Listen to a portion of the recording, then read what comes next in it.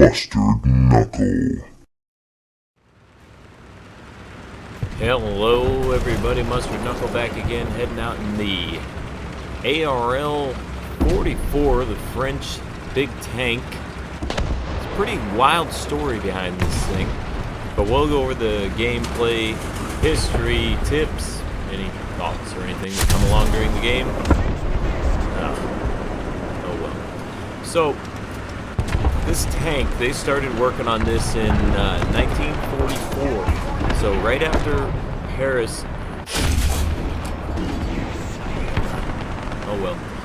right after Paris was liberated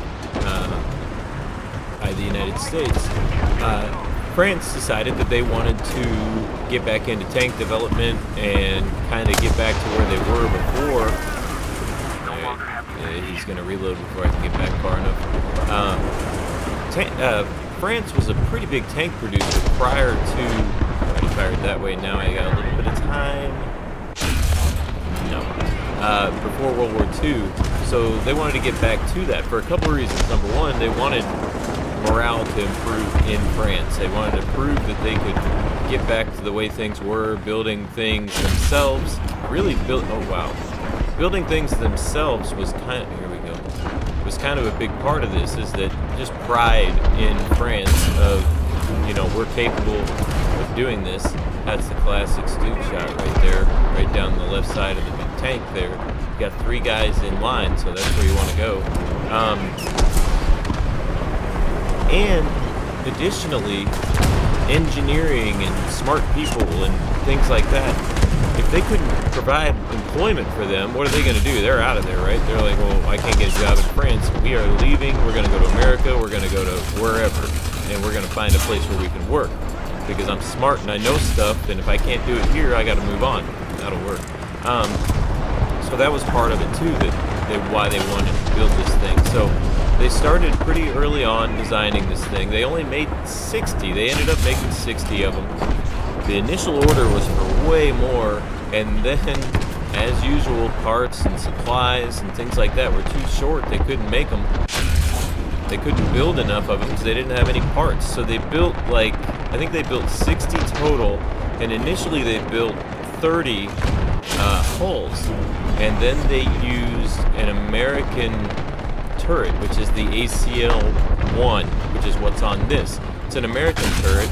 They put an American gun in it, and then over time they were able to swap and use things that they made, because it was important to them to make this thing a purely French vehicle. So as time went on, they wanted to make sure that they were using French knowledge. Here we go. Nope. So they wanted to make sure they were using French knowledge and tools and materials when they were building this. So as you can guess, after a war, there weren't a lot of materials available. The interesting part also about this is where the engine came from. France had been they got Panthers that were, not confiscated, not repossessed, but, you know, stolen or whatever from Germany. So they were using those in their military for the time being. And along with those missions of capturing, that's the word I was looking for, those tanks, it was also discovered, because they had done it before, let's go ahead and capture some engines too. So they captured a bunch of engines, and that's what they initially put in this as power plant. So they built a wood mock-up, which was slow going. They didn't have anything. I read that pens, paper, even just stuff like that, they had a hard time finding. So it was a big deal to try to really stick with the project and make it happen. Nothing happened with this tank until, oh boy, let's see if I can get in here or not. Nothing really happened with this tank until after the, until after the war, because there was no way they were going to be able to start building this thing in a year and get it out and running.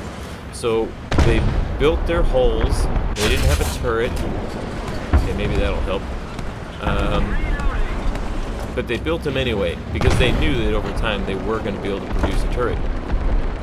So when it got to the point where they were able to start production again and producing things, they started building their own turret. So they had turrets now, and they started putting them on the hulls that they had already built, and then the product was basically complete. So they had an American turret initially on a French hull with a German engine, using parts and pieces from all over the place.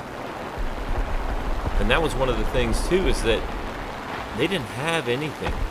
So it was starting all over to try to produce this as a French product. And that's how important that was to them and to the country as a whole.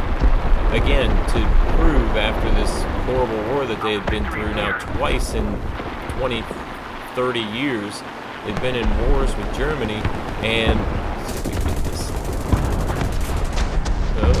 No, not gonna make it. So you can understand why this was a big deal to get this thing done, even though by the time it was built, it was pretty much out of date. It was obsolete. It didn't last long in service at all, because over time they realized, like, well, we're a little behind now on what we produce. So what ended up happening with these is they ended up just putting them in,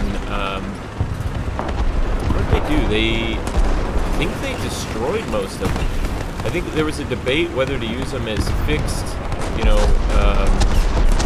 protection turrets or whatever. Like, what's this? Little bounce there. Uh-oh. Nah, he's running. Let's see if we can get this guy. Can I shoot? Geez, now he's behind that. Alright, that's cool. Whether it was going to be a fixed, like, emplacement, or whether it was going to be used as still mobile, or what was going to happen. But what really ended up happening is they ended up using them as targets, I guess for bombing practice and stuff like that, and they ended up using them just as a piece of kind of the cultural, uplift kind of thing. So the tank didn't end up actually even doing anything nice, except providing, a morale boost and a kind of a reinvigoration for France. And then that was the end of it. So that's where the whole idea for this tank came from. And then that's why it was built, not only as the need for a tank, but also the need to get the country back up and running again after another war. So interestingly, they, with the whole engine situation and things like that, they literally went and took them. Good for them, right? So, and that is, oh my gosh, this game's over. Man, I got back to the spawn here and I thought, well, what's going on? 4 kills, 4 assists. That's not too bad. I'll take that with this tank. It's kind of it's a story that exists in a lot of vehicles in War Thunder. Is where did they come from? What was the purpose? Why did the country want to make them, and what was the need? And it's always something different. There's so much more to it than just let's build a tank. There's all kinds of reasons, cultural, military, behind why these vehicles are made and why they're made the way they are. And that's what's so interesting about the history on so many of these vehicles. So hope you enjoyed the video. Thanks for watching. Good luck. Have fun. We'll see you in the next one.